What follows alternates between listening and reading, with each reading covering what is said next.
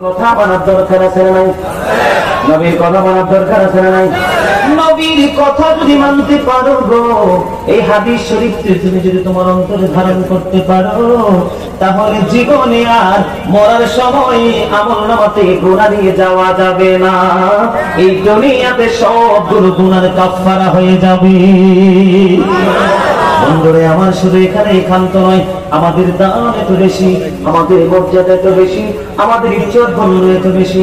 ঈসা রুহুল্লাহ একদিন এক রাস্তা দিয়ে হেঁটে যাচ্ছিলেন, যাওয়ার সময় হঠাৎ করে তিনি দেখতে পাইলেন বন্ধু একটা সুন্দর সুবর্ণ চেহারার একটা পাখি।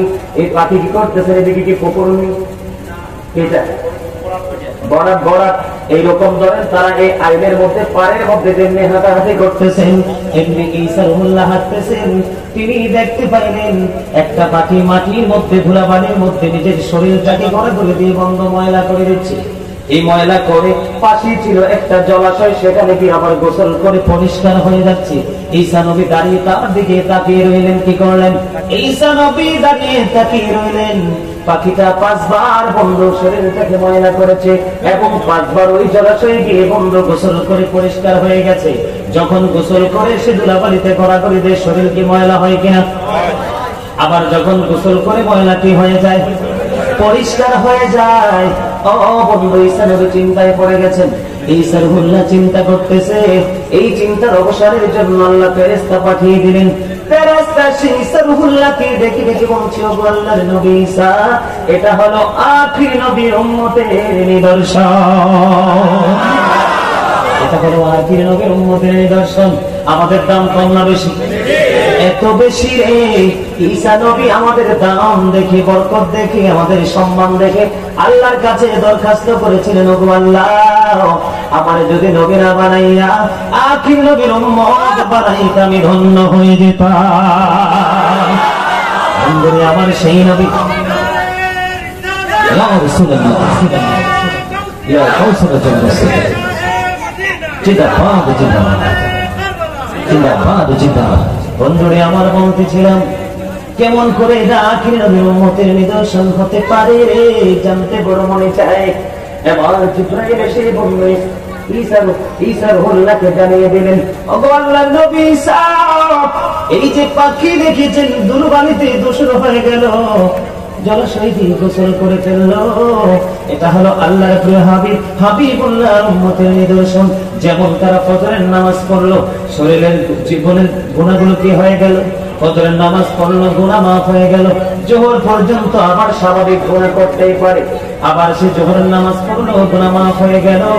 এমনি করে করে যখন অপরাধ করার পরে তারা মসজিদে যাবে, নামাজ পড়বে, 5 ওয়াক্ত নামাজ পড়বে, তাদের এই ময়লাগুলো পাপগুলো ধুয়ে মুছে পরিষ্কার হয়ে যাবে।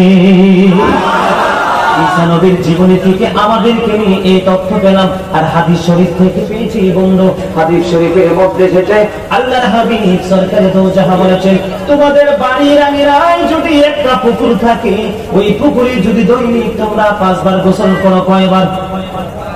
পুকুরে যদি তোমরা দৈনিক 5 বার গোসল করো, 5 বার গোসল করার পরে শরীরে কোনো ময়লা থাকবে না? কথা বলেন। 5 বার গোসল করার পরে শরীরে কোনো ধুলাবালি ময়লা থাকবে? 5 বার গোসল করার পরে যেমনি শরীরে কোনো ময়লা থাকবে না। হাদিস শরীফের মাধ্যমে নবী আমাদেরকে বন্ধু নিয়ামতের তথ্য দিয়ে দিয়েছেন। 5 ওয়াক্ত নামাজ যে ব্যক্তি ঠিকভাবে আদায় করবে, তার আমলনামায় তেমনি কোনো গুনাহ থাকবে না। জোরে জোরে বলুন না সুবহানাল্লাহ। আরেকটু মহব্বতে সুবহানাল্লাহ। আমি আপনাদেরকে ছোট্ট করে আরেকটা ব্যতিক্রম মেসেজ দিতে চাই নামাজ সংক্রান্ত বিষয় নিয়ে। এই যে নামাজ, বর্তমানে কিন্তু আমাদের দেশে নামাজি আছে না দাদা? আসেনি? অসংখ্য নামাজি আছে না নাই? নামাজও ঠিক, সুদও ঠিক, নামাজও ঠিক, ঘুষও ঠিক, নামাজও ঠিক, মিথ্যা কথাও ঠিক, নামাজও ঠিক। সমাজের বিচারক, সমাজের মেম্বার, সমাজের চেয়ারম্যান, ক্ষমতাসীন ব্যক্তিগুলো তারা নামাজ পড়ে হাইয়া আলাস সালাহ বললে মসজিদের দিকে চলে যায়। ও বন্ধু, বাইরে এসে আবার অন্যায় কাজগুলো পর্যন্ত তারা করে, ঠিক কিনা বলে? এখানে বন্ধু একটা জিনিস আমি আপনাদেরকে বুঝিয়ে দিতে চাই। ইসমাঈল ইবনে ইউসুফ হাতিম ইবনে আসামকে প্রশ্ন করেছে, আপনি নামাজ পড়েন কিভাবে? যখন ওনাকে প্রশ্ন করা হলো উনি উত্তর দিয়ে দিয়েছে, আমি নামাজ পড়ি, আমার নামাজের সিস্টেম হলো আমি যখন নামাজের নিয়ত বাঁধি, নামাজের নিয়ত বেঁধে যখন আমি নামাজের জন্য আল্লাহর কুদরতি কদমে সিজদা দেওয়ার জন্য যখন আমি প্রস্তুত হই, আমি তখন দেখতে পাই আমার সামনে যেন বাইতুল্লাহ অবস্থান করতেছে। আর আমরা যখন নামাজে দাঁড়াই আমরা চিন্তা করি দোকানে না জানি কি হয়ে যাচ্ছে, ঠিক কিনা বলেন? আমরা যখন নামাজে দাঁড়াই কত আউট চিন্তা আমাদের ব্রেইনের মধ্যে চলে আসে। অনেক সময় দেখা যায় 2 রাকাত পড়ছি না 6 রাকাত পড়ছি, খবর নাই, এরকম আছে না নাই? বন্ধুরে আমার, তাদের নামাজের প্রতি তাদের আদব দেখেন, নামাজের প্রতি তাদের প্রেম দেখেন। এবার তিনি কি করলেন? তিনি বলতেছেন, আমি যখন নামাজে দাঁড়াই আমার সামনে যেন আমি দেখতে পাই বাইতুল্লাহ। আমার কাছে মনে হয় আমার পিছনে যেন দাঁড়িয়ে আছে আজরাইল। আমার কাছে মনে হয় রে, আমার কাছে মনে হয় এই নামাজটাই আমার জীবনের শেষ নামাজ। আমার ডান দিকে আমার কাছে মনে হয় আমার ডান দিকে যেন জান্নাত অবস্থান করতেছে, আমার কাছে মনে হয় আমার বাম দিকে যেন জাহান্নাম অবস্থান করতেছে। আর আমার কাছে মনে হয় আমি যেই জায়গায় দাঁড়িয়ে নামাজ পড়তেছি আমার কাছে মনে হয় আমি যেন ফুলচেরাতের ফুলের উপর দাঁড়িয়ে আছি। জোরে জোরে বলেন আল্লাহু আকবার। হাকিকত কি বুঝতে পেরেছেন? ফুলচেরাতের ফুলের উপর দাঁড়িয়ে থাকা মানে কি জানেন? এখানে উলামায়ে কেরাম আছে, ফাওয়াইলুল লিল মুসাল্লিন। ঠিক না বলেন? আল্লাহ কোরআনে কি তথ্য দিয়েছেন, কি মেসেজ দিয়েছেন বন্ধু? এই ফাওয়াইলুল লিল মুসাল্লিনের আওতাভুক্ত আমরা হতে চাই না, ঠিক কিনা বলেন? যদি এই আয়াতের আওতাভুক্ত হয়ে যায় তাহলে আমরা হয়ে যাব ওই সমস্ত নামাজের মতো। আল্লাহ কোরআনে বলেছেন, ইন্নাস সালাতা তানহা আনিল ফাহশাই ওয়াল মুনকার, নামাজ মানুষকে খারাপ কাজ থেকে বাঁচিয়ে রাখে। এখন আল্লাহটা সত্য না আপনারটা সত্য? কথা বলেন না কেন? আমি বাস্তব একটা প্র্যাকটিক্যালি আপনাদেরকে বুঝিয়ে দিতে চাই বন্ধু। আল্লাহ বলেছেন নামাজ তোমাকে মানুষের মতো মানুষ বানিয়ে দিবে রে। তুমি নামাজ পড়ার পরে বন্ধু মানুষের মতো মানুষ হতে পারলে না, তুমি বুকে হাত দিয়ে বলতে হবে আমার নামাজটাই হয় না। বন্ধুরে আমার, আজকে এই আসাম ইবনে ইউসুফ যেমনি প্রশ্ন করেছে হাতিম ইবনে আসামকে, হাতিম ইবনে আসাম উত্তর দিয়ে দিয়েছেন যেমনি ভাবে এমনি ভাবে যদি আমরা নামাজ পড়তে পারি এই নামাজই হবে আমাদের হুজুরে কালবি নামাজ। এই নামাজ দিয়ে সফলতা সম্ভব দুনিয়াতেও পরকালেও বন্ধু। কারণ আপনাকে মনে রাখতে হবে আউয়ালু মা ইউহাসাবু বিহিল আবদু ইয়াউমাল কিয়ামাতিস সালাহ, কিয়ামতের দিন সর্বপ্রথম আল্লাহ রাব্বুল আলামিন নামাজ সম্পর্কে জিজ্ঞাসা করবে। এই সম্পর্কে হিসাব কি দিতে পারবেন? যে ব্যক্তি নামাজের হিসাব দিতে পারবে তার সব হিসাব সহজ হয়ে যাবে। যে ব্যক্তি নামাজের হিসাব দিতে পারবে না তার কখনোই কোনো কিছু বন্ধু সহজ হবে না, ইজি হবে না। এই জন্য মনে প্রাণে বন্ধু মনোযোগ দিয়ে নামাজ পড়তে হবে। আল্লাহর কুদরতি কদমে বন্ধু সিজদা দিতে হবে, সিজদা ছাড়া কোনো উপায় নাই। ঠিক কিনা বলেন? সিজদা ছাড়া কি নাই? আপনি খামখেয়ালি করলেন, কি করলেন? আমাদের দেশে অসংখ্য মুসল্লি আছে আজান দেওয়ার পরেও খামখেয়ালি করে নামাজ পড়ে না। এইরকম মুসল্লিদের জন্য এক হুব্বা জাহান্নামে যাওয়াতে হবে রে। এক হুব্বা হলো বন্ধু 80 বছর। কত বছর? 80 বছর। এই পৃথিবীর 1000 দিনের সমান হবে ওই পরকালের একদিন। কত দিন? এই পৃথিবীর 1000 দিনের সমান হবে পরকালের বন্ধু হাসরের দিনের একদিন। এই হিসাব যদি করতে হয় তাহলে আপনাকে আমাকে 2,88,00,000 বছর জাহান্নামের আগুনে জ্বলতে হবে। জোরে জোরে বলেন নাউজুবিল্লাহ। আরো জোরে। জাহান্নাম থেকে বাঁচতে চান না? এরা চালাক আছে, যারা বিষয়টা দিছে এরা চালাক আছে। এই নামাজের সাথে পিছন দিয়ে লাগাই দিছে কবর হাসরের ভয়াবহতা নিয়ে। একটু পরে আইতেছি, আস্তে আস্তে স্টেশনে যাব। স্টেশনে যাওয়ার পরে বুঝতে পারবেন স্টেশনে ওয়েট করা যে কতটা কষ্টের। ঠিক কিনা বলেন? আরে আরো যারা বলেন ঠিক করে। ইলেকশনের সময় দিন আছেন অমুক ভাইয়ের চরিত্র ফুলের মতো পবিত্র, এইবারে ঠিক মতো নামাজ পড়ে না এক ওয়াক্ত। আমার কথা মন নাই দাদা, দেখেন না একবারে ফিলারের মতো দাঁড়ায় রয়েছে কিছু। আর কিছু শামুকের মতো জবান বন্ধ করে বসে আছে, আর কিছু হাস্যোজ্জ্বল চেহারা নিয়ে পলকের দৃষ্টি দিয়ে এদিকে তাকিয়ে আছেন। আসলে সবাই তো সফল হতে পারে, সবাই সফল হতে পারে। আর যিনি সফল হয়েছেন উনি কিন্তু আসলে পরিপূর্ণ একজন সাকসেসফুল মানুষ, ঠিক কিনা বলেন? বন্ধুরে আমার, আমি আপনাদেরকে আরেকটা তথ্য দিতে চাই। নামাজটা আপনি কেমন করে পড়বেন একটা তথ্য গেল। আবু বকর সিদ্দিক রাদিয়াল্লাহু তাআলা আনহুর নাম শুনছেন কিনা? ওনাকে চেনেননি? ওনার নাম জানেননি?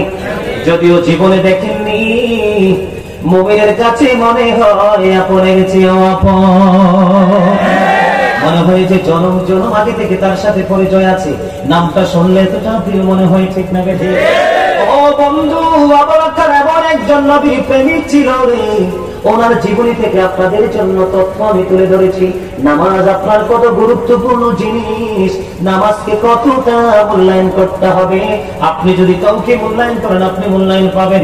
আপনি ছোটকে ভালোবাসলে সম্মান পাবেন, আর বড়কে সম্মান করলে আপনি আদর পাবেন। ঠিক তেমনি ভাবে আল্লাহর গোলামি করলে আল্লাহর রহমতের ছায়া তলে আমরা আশ্রয় পেয়ে যাব। বন্ধুরা আমার, দেখবেন কিছু মানুষের দুঃখই যেন কিছু ছাড়ে না, আর কিছু মানুষ এতটা সুখী মনে হয় যেন অন্য কেউ চাইলেও তাকে হাওলাত দিতে পারবে। এরকম আছে না নাই? এটার মধ্যে পার্থক্য কি জানেন? ডিসটেন্স কি জানেন? এটার মধ্যে ডিসটেন্স হলো আল্লাহ জানিয়ে দিয়েছেন, আল্লাযীনা আমানু, যারা ঈমান এনেছে, ওয়া কানু ইয়াত্তাকুন, এবং তাকওয়া অবলম্বন করেছে, লাহুমুল বুশরা, তাদের জন্য সুসংবাদ, ফিল হায়াতিদ দুনিয়া ওয়া ফিল আখিরা, দুনিয়ার জীবনে এবং পরকালের জীবনে। এই আয়াতের সাথে কিন্তু হাদিস শরীফ নবীর জবানের বন্ধ মিল রয়েছে। আল্লাহর হাবিব হাদিস শরীফ বর্ণনা করেছেন, আল কবারু রাওজাতুম মিন রিয়াদিল জান্নাতি হুফরাতুম মিন হুফারিন নার। কবরটা জাহান্নামের একটা গর্ত হবে। কি হবে? কবরটা জাহান্নামের একটা গর্ত হবে রে, জান্নাতের একটা টুকরা হবে। বন্ধু, তোমাকে ডিসাইড করতে হবে তুমি কোন পথ বেছে নিবা।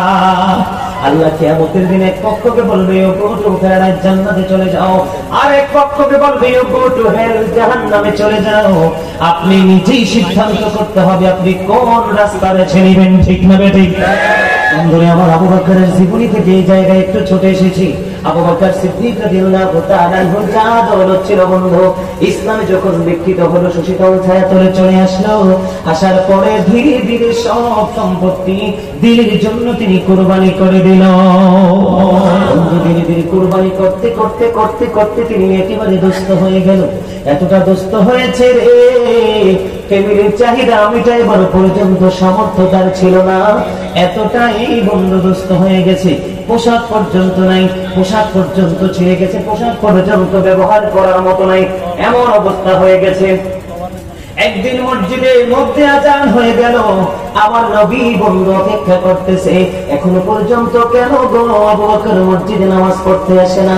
একটু দেরি হয়ে গেল।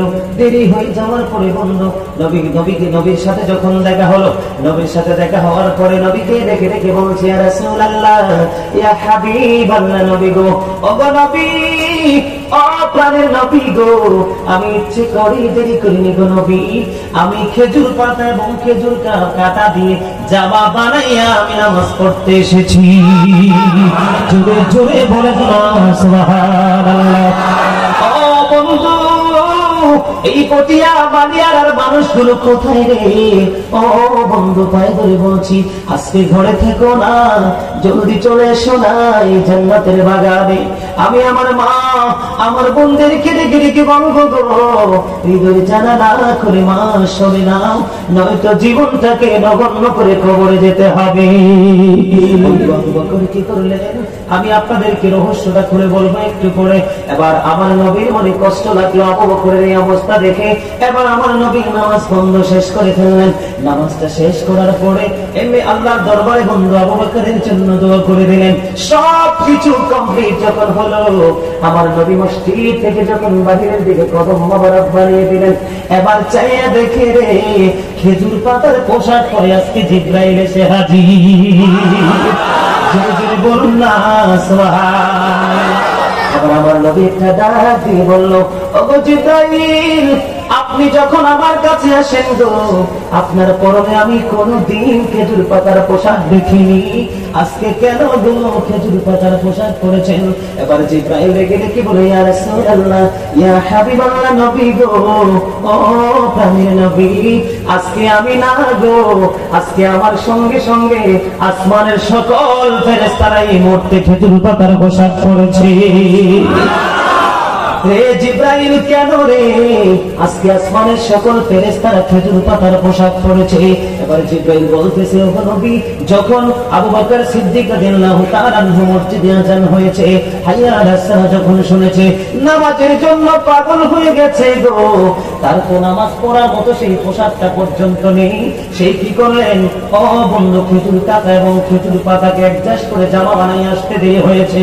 যখনই আবু বকর খেজুর পাতার পোশাক পরিয়া মসজিদের দিকে রওনা হয়েছে, আমার আল্লাহ সকল ফেরেশতাদেরকে ডেকে ডেকে বলছে, রে ফেরেশতারা, তোমরা যদি আমার দপ্তরে তুমি ফেরেশতাদের কাতারে নাম রাখতে চাও, আমার আবু বকরের সম্মানার্থে সবাই খেজুর পাতার পোশাক পরে না। আল্লাহু আকবার। ইয়া রাসূলুল্লাহ, ইয়া গাউসুল জুববাস, জিন্দাবাদ জিন্দাবাদ। থ্যাংক ইউ, আর গ্রেট মাই ডিয়ার ব্রাদার। আলহামদুলিল্লাহ বলেন।